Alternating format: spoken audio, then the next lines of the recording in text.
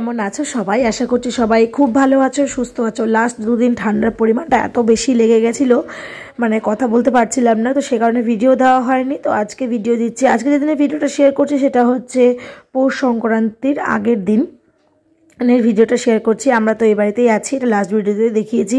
তো মেয়েকে নিয়ে এসেছি স্কুলে, তো এখানে ওদেরকে নিয়ে আসার পরে নিয়ে যাওয়া হচ্ছে মাঠে, যেহেতু সামনে স্পোর্টস, তো সেই জন্য স্পোর্টসের জন্য বিভিন্ন রকমের প্র্যাকটিস চলছে। তার সঙ্গে হিট আছে আজকে। হিট বলতে ওই যেটা হয় না, ক্লাসের সেকশন ওয়াইজ মানে কম্পিটিশন হয়, যারা ফার্স্ট সেকেন্ড থার্ড হয় তাদেরকে সিলেক্ট করে স্পোর্টসের দিন তাদেরকে দিয়ে খেলানো হয়। তো সেইটাই ছিল আজকে। তো কমপ্লিট ছুটি হয়ে গেছে, চলে এসেছি বাড়িতে।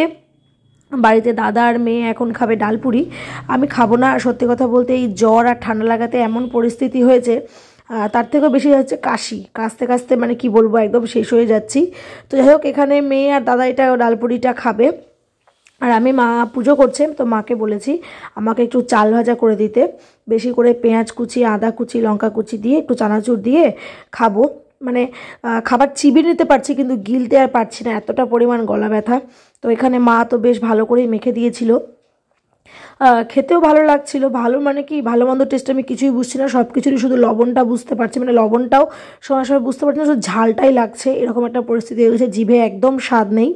তো যাই হোক, দুপুরে রান্নাবান্না এখানে মা করেছে, আমি ঘুমিয়ে গেছিলাম খাওয়া দাওয়া করার পরে। এখানে মা দেখলাম শাক করেছে, আলু ফুলকপি মটরশুঁটি দিয়ে একটা ভাজা করেছে, আর এইখানে ওই বেগুন আলু টমেটো ধনেপাতা সব কিছু দিয়ে বোয়াল মাছ রান্না করেছে। তো আমি তো এগুলো কিছুই খাইনি, ওই বোয়াল মাছ তো আমি পাতেই নিইনি, ওই ভাজা আর শাক দিয়েই ভাত খেয়েছি। কি বলবো, মানে খাবার দাবার দেখে মানে কী বলবো, ইচ্ছেও হচ্ছে না খেতে যে খাই, অথচ খিদে পাচ্ছে। তো যাই হোক, এই হচ্ছে ব্যাপার। ঠান্ডা লাগলে সবারই মোটামুটি এই সিমটমগুলোই থাকে। তো এখানে হাজব্যান্ডের খাবার দাবারটা রেডি করা হচ্ছে, ফোন করেছিল আড়ত থেকে বাড়ি যাবে, তো বাড়ি যাওয়ার পথে একবারে নিয়ে বাড়িতে ঢুকবে, কারণ ওই স্নান দান করে আবার আসা, তার থেকে একদম খাবারটা নিয়ে যাবে, স্নান করে খেয়ে রেস্ট নেবে। তো তারপরে সন্ধেবেলা এখানে যেহেতু আগামীকাল পৌষ সংক্রান্তি, তো আমাদের এখানে আগের দিনই পিঠে পুলি বানায়, আর মেন যেটা সেটা হচ্ছে সরা পোড়ানো, সেটাও হয়। তো এখানে মা দেখো দুধটাকে জাল দিয়ে এত পরিমাণে ঘন করে ফেলেছে। এখানে এটা হচ্ছে মুগ ডাল সেদ্ধ, এটা হচ্ছে ক্ষীর, এটাকে আমি কেটে দিয়েছি, মানে ওই 1 কেজি ক্ষীর নিয়ে আসা হয়েছিল, আর হচ্ছে খেজুর গুড়। এখানে প্রথম পিঠে পুলি ভাজা শুরু করার আগে যেটা করতে হবে, এই সরা পোড়াতে হবে আগে, মানে সরা পিঠেটা আগে করতে হয়, এটাই নিয়ম।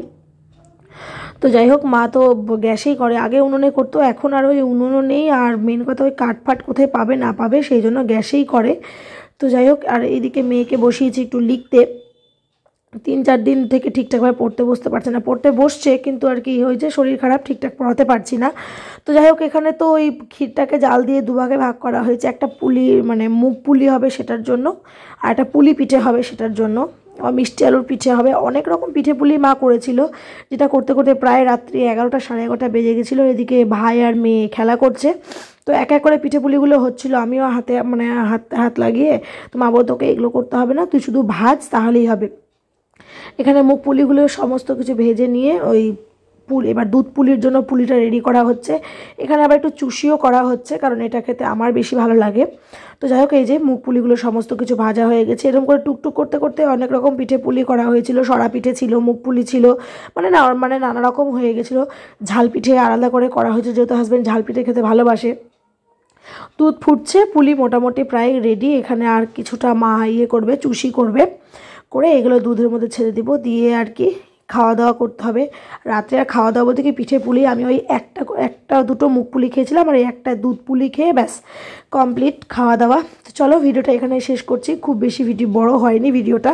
তো যাই হোক, সবাই খুব ভালো থেকো, সুস্থ থেকো। পিঠে পুলি কার বাড়িতে কীরকম হলো অবশ্যই কমেন্টে জানিও। দেখা হবে খুব শিগগিরই নতুন একটা ভিডিওর সাথে। আজকের মতো টাটা, বাই।